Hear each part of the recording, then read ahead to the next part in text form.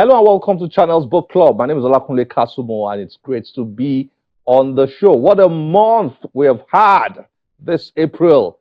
Well, a number of things have happened. For example, you know that the World Book and Copyright Day lands in the month of April. And because of that, a lot of individuals and organizations and groups put together events and initiatives and projects to promote the reading culture, not just in Nigeria, but all over the world. It's an exciting thing to be part of the World Book and Copyright Day. You should attend some of these events, and you will know that there are people out there who are actually working very hard to ensure that the book is promoted. Well, let me remind you also, this month of April, 10 years ago, was when Port Harcourt was announced as the World Book Capital City. Yeah, Port Harcourt in Nigeria. What an announcement that was. What a great honor for Nigeria then, 2014. We were so excited and the eyes of the world were upon Nigeria, on Port Harcourt specifically. The woman behind that is the one and only Coco Kalango. Coco Kalango worked very hard with her team to ensure that Port Harcourt won that bid to become the UNESCO World Book Capital City. And that was an honor for Rivers State. That was led back then by Governor Rotimi Amechi in 2014. We were excited to be part of that. It was a great honor for our country, Nigeria. And throughout the year 2014, there were a lot of activities to celebrate Port Harcourt being made the World Book Capital City. Well, let's go down memory lane and then remind you of how it was then when Port Harcourt was the World Book Capital City. Rainbow Book Club, the organization that Coco Kalango led then and still leads now, did a lot of work to ensure that Nigeria had that honor. Let's enjoy this. On the 23rd of April 2014, Port Harcourt officially began its tenure as UNESCO World Book Capital. The baton was handed over to Port Harcourt by Bangkok at a colorful ceremony which took place at the Hotel Presidential. The handover ceremony was hosted by the Governor of Rivers State, His Excellency Chibuike Amechi, and chaired by former President Abdulsalami Abubakar. Have to congratulations, give you the big hand from Port Harcourt, the Governor of Rivers State. Least that the intimately connected people of the book, publishers, teachers, thinkers of all faiths can contribute is to exploit opportunities such as the market of ideas to spread the word in all possible forms, most especially where an opportunity is provided through the ongoing histories of those who failed to rally their mind when the encroachment on the space of ideas was still in infancy. It is with great delight and excitement that I welcome you, Your Excellencies, distinguished ladies and gentlemen, to this literary festival and to our wonderful city of Port Harcourt. No doubt for many of you, Port Harcourt in no time gradually began to regain its place as one of the literary hubs of Nigeria. Port Harcourt as UNESCO World Book Capital 2014 is the result of the huge impact and success of our efforts since 2008. I would like to pause, if I may at this point, to pay tribute to the Rainbow Book Club. Your Excellencies, distinguished ladies and gentlemen, today, April 23rd, 2014, which is observed the world over as UN World Book and Copyright Day, Port Harcourt assumes the title of World Book Capital. Let me use this opportunity again to drum the need to keep peace in this country. If there is no peace, there will be no time to read all these books. I would like to commend the movers of this successful bid for the World Book Capital 2014, a visionary endeavor that saw Port Harcourt beat 10 major cities of the world, including the renowned educational city of Oxford, The Rainbow Book Club, under the able guidance of Mrs. Coco Kalango, who worked tirelessly towards this investiture that is clearly unprecedented in sub-Saharan Africa. We are most grateful, madam. And always remember, as we celebrate the book and strive to elevate our reading culture, that words written or read are veritable tools for the redirection and development of mankind. Every time that Nigeria or Nigerians compete against the best in the world and we excel, it gives an indication of the greatness that lies within. And no matter what our circumstances may be, we know definitely that, like the stammerer who finally someday gets to call the Father's name, we shall attain our greatness. We were privy to know about the call for entry against 2014, and we thought, why not? You know, Nigeria has the laurels, has the qualification to bid, and you know, Nigeria has produced some of the most important writers in the world. And of course, the city of Port Harcourt, we felt, was very qualified with our rich history in literary endeavors, great writers coming from this city like Elechi Amadi, Gabriel Okara, the late Olarotimi, the late Ken Saro-Wiwa, etc. One interesting thing about the 2014 launch of Port Harcourt as a World Book Capital City was that about 10 days before the event of the launch of Port Harcourt as the World Book Capital City, something tragic had happened in Nigeria. Remember, 2014 in April, the Chibok girls were captured. Over 200 girls were captured by terrorists. And the whole world, it was a big shock.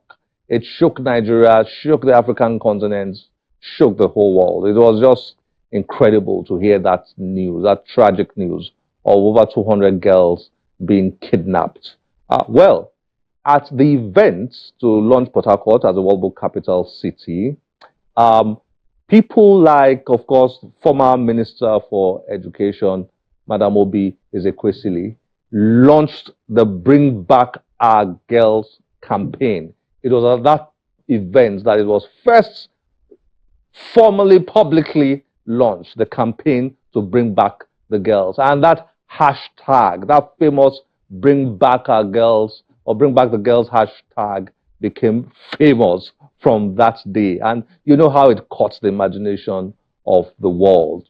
Celebrities all over the world, in Americas, in Europe, on the continent of Africa, Asia, they're all, you know, lined up to promote that hashtag and to call for the rescue of the Chibok girls. Well, at that event, like I said, it was launched. Take a look at this.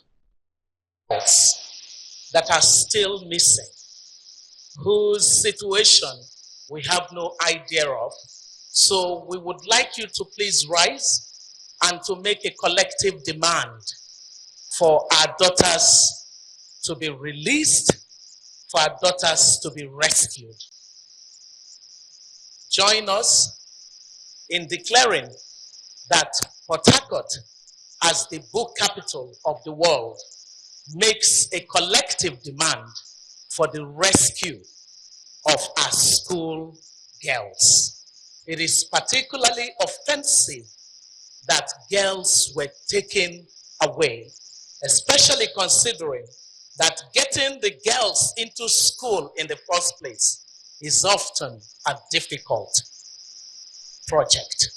So today, we call together, bring back all our daughters.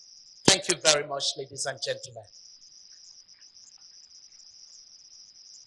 Kudos to Coco Kalango. She's still doing it. Keep doing it, Coco. Keep doing it. Maybe one of our other cities in Nigeria can become the World Book Capital City again. It's been 10 years. Why not? Let's bring it back home.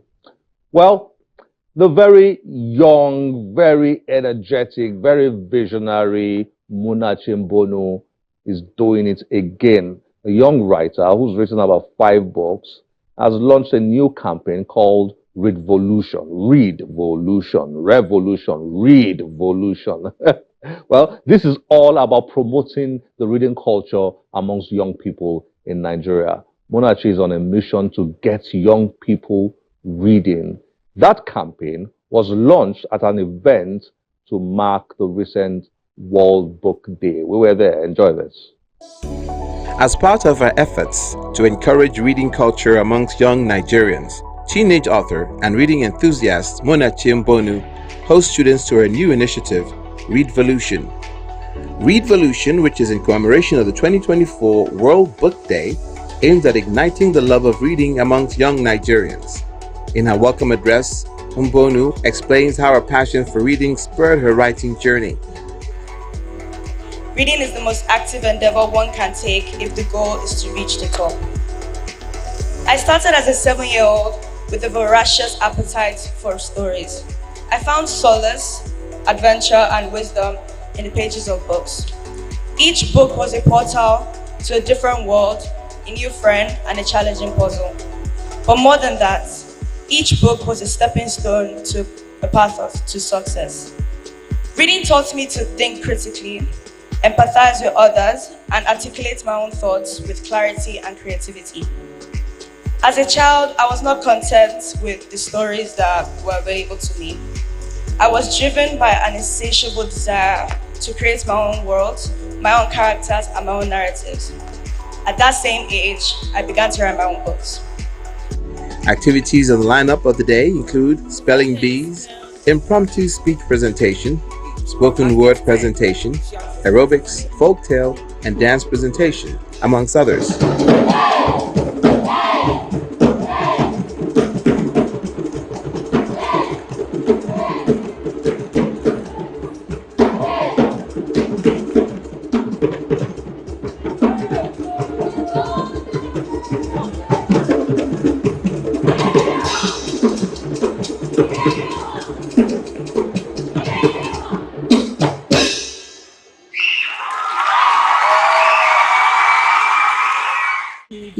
ìyá ta kò wálẹ̀ gbogbo ayé ló mú tirẹ̀ ajá mú tirẹ̀ ó gàn lọ. Excellent. Obfuscate. Obfuscate. Obfuscate is spelled Obfuscate. Obfuscate. Correct. Wow. Great job. I'm talking about the Nigerian Constitution.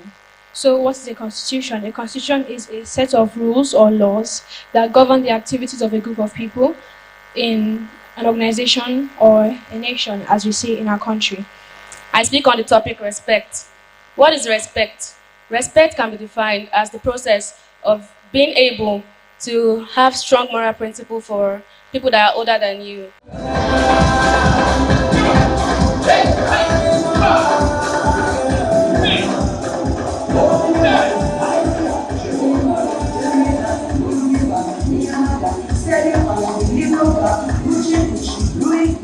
Winners of the competition receive awards, cash prizes, while other participants get consolation prizes. King's Scholars coming in first position this afternoon. Well done and congratulations. Attendees of the event speak on how the event has reshaped their thinking. Encouraging, because we won the spelling bee competition. We have been exposed to new opportunities to win competitions. It has been very enlightening because I love literature. So Monachi Mbonu has encouraged me greatly. It was fun and educative, reading, seeing in person big famous people and influential people, and the learning experience generally, it was like an eye-opener because life is not just left to the four walls of our school, but there are other things to experience outside. I already learned how to spell and learn how to present. As a young girl who is currently prepping for her WAEC, Muna speaks on how she navigates her writing journey and her advocacy for reading with her academics. Readvolution, well, it came from the word revolution, and that came from my belief, because I'm a fervent believer in bringing back the reading culture, and that is supposed to take on a revolution with the younger generation, because right now a lot of them are distracted with their social media, digital media, and that's taking a lot of their time, their mental space and everything. So the world read came in like later on with the revolution. So readvolution is just a catchy phrase to remind them the importance of reading and the fact that reading is not just a by thing or a hobby, but it's a very important factor if they want to be successful for the future for the generation. And right now I'm writing my WAEC, but my website is going to be updated with stories back to back from time to time periodically. The website is not going to die. Hopefully a book will be coming soon, hopefully by the grace of God. So just watch out for that. Muna Chimbonu is the author of Pearl, Chidubem, and Father's Will, amongst others.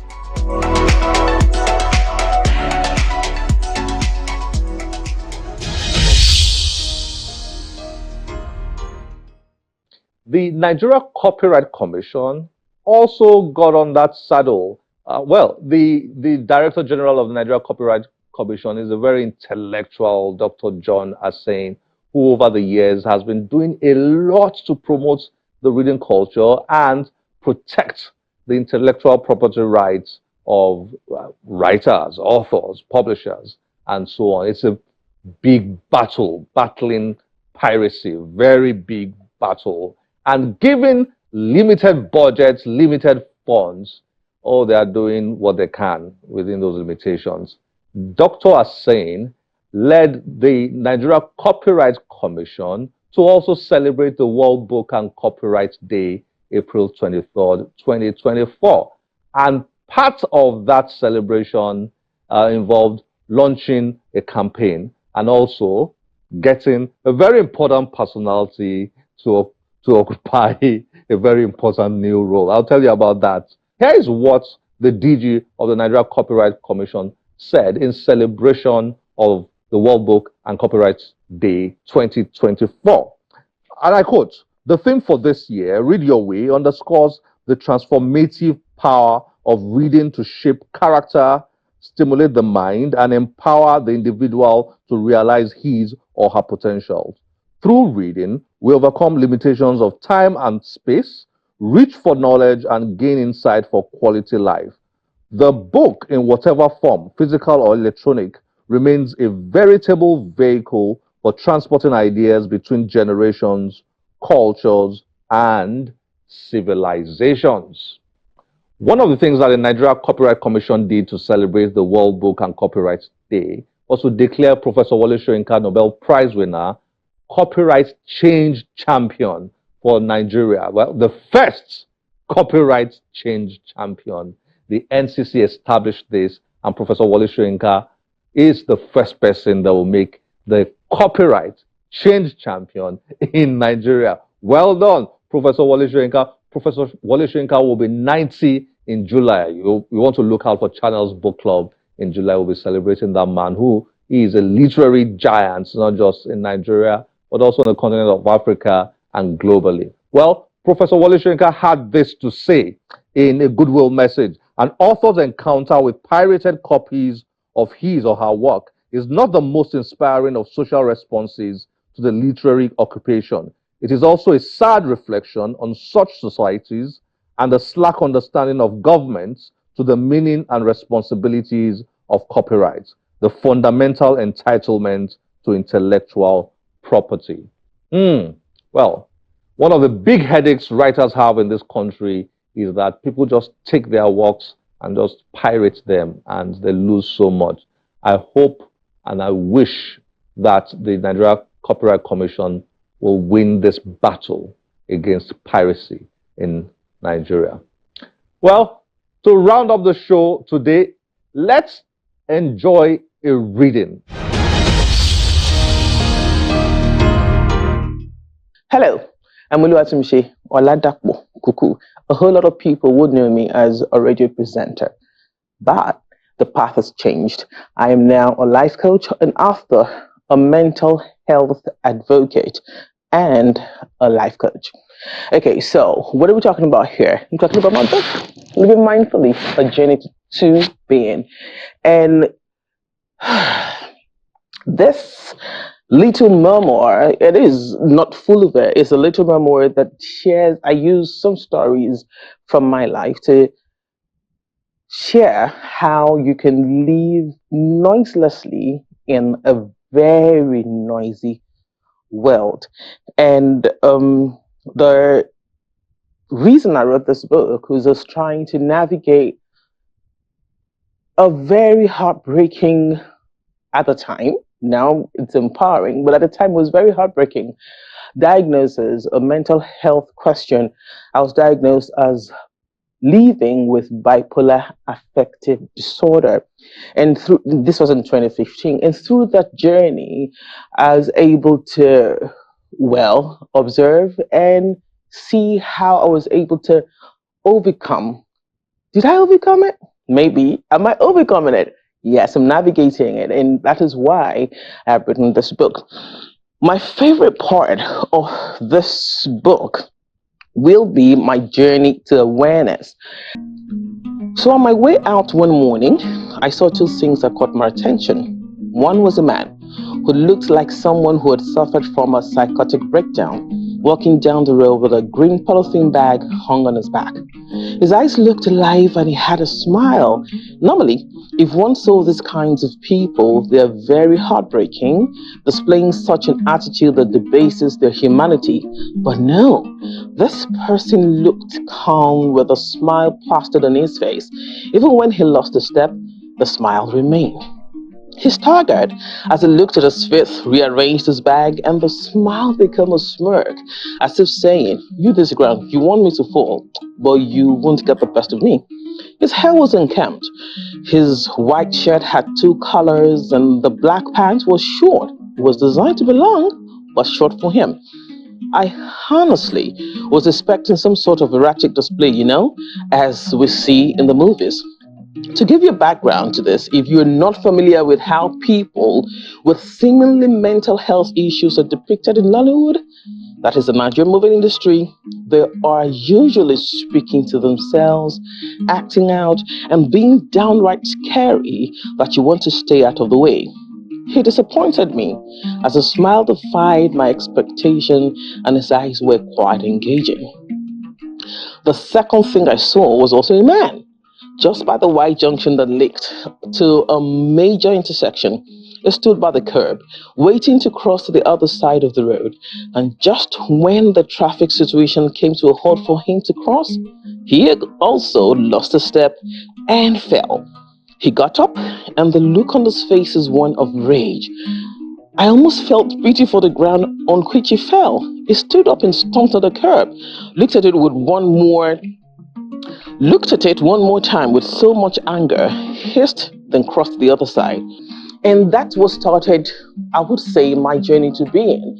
Because that day, I looked at it and I was like, okay, so these are two people. One person who is obviously with the senses, but could shoulder quite literally life's challenges, as you heard, with him hitting his leg. And the other guy who was looking so smart. And it came to me, why do we do the things that we do? What are the questions that I needed to answer? Again, it was on the heels of my diagnosis. So I went to the office that day and I was like, okay, what's going on? And I wrote the story down. I never knew it was going to be part of what would become Living Mindfully, a journey to being. So right now, let me take an excerpt from Faith and Consciousness, my belief system. Faith is a great part of my existence, and the energy that flows from it is quite surreal. Yet it is not something I willingly do. It is something I allow my consciousness bring to the front burner of my mind.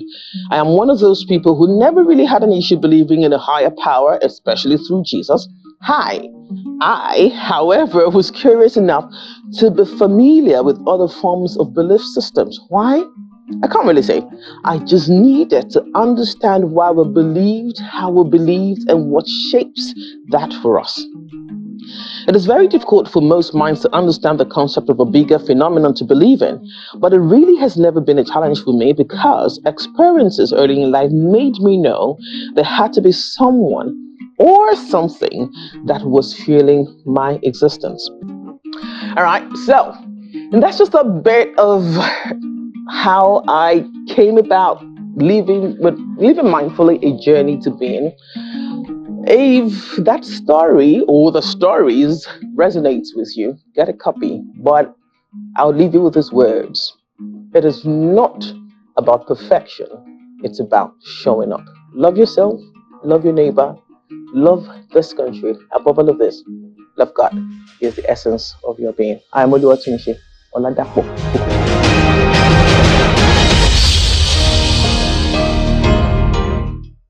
This is where we have to end the show today. As always, we'll be delighted to get your feedback through any of our social media platforms displayed on your screen. My name is Olakunle Kasumu.